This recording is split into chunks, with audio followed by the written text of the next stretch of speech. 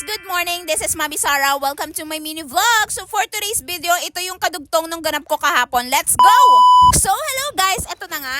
Alam nyo guys, ito yung kadugtong talaga ng eksena ko kahapon na paglinis-linis sa kapaligiran. Pero hindi ko na siya naisama sa vlog kagahapon kasi nga medyo mahaba na talaga. So ngayon naman guys, ang gagawin natin is lilinisan natin si Max or liliguan natin siya kasi ilang days na din siyang hindi nakakaramdam ng tubig sa katawan. Alam nyo guys, si Max talagang mahilig yan sa tubig pero this time nag-eme-eme siya kasi first time niyang makalabas ngayong maghapon sa loob ng kanyang lungga. So alam nyo guys, si Max is isang golden retriever and 2 years old na din siya guys. So eto nga guys, dahil nag-decide tayong linisan siya dahil ang kanyang kulungan ay may eme. Kaya tayo, after natin siyang liguan, lilinisan naman natin ang kanyang kulungan. So ayan na nga, nilinis-linis na natin siya. So habang nililinis natin yan, magkukwento muna ako. So si Max nga guys, uulitin ko, is isang golden retriever and 2 years old na din siya guys.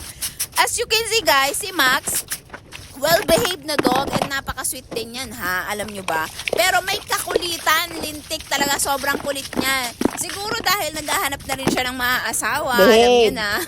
Kailangan niya na din ng girlfriend in life. Opo, lalaki po pala si Max, lalaki po siya. So eto nga guys, nung binabalik ko na siya sa kulungan, ayaw na ayaw niyang bumalik nga, pinahirapan niya pa ako diyang alsahin yan eh. So ayan na nga, nang nakabalik na siya, pati tilabas pa rin yan.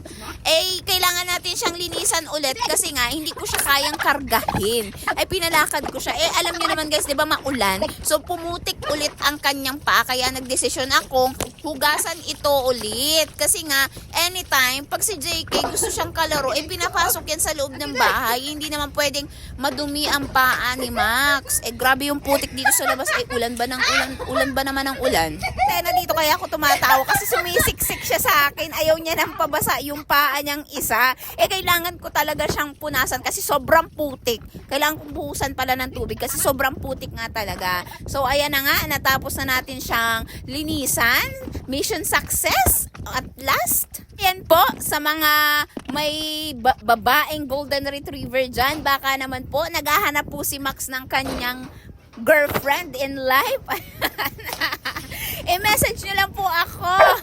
After ng cleaning mission, alam nyo naman, syempre nagutom tayo. Kailangan natin magmerendal guys. So, nagpunta ako dito sa baba. Sabi ko, bibili ako ng kape. Pero nadaanan ko sila Ate Marivic. Meron silang bagong tinda na parang hotdog na nasa tinapay. Ganyan. Tas may cheese, may So, sabi ko, titikman ko. Okay naman yung lasa. So, siguro guys, dito ko na tinatapos ang aking video. Thank you guys for watching. See you on my next mini vlog. Don't forget to like, comment, and share. Follow and subscribe to watch more videos. Paalam!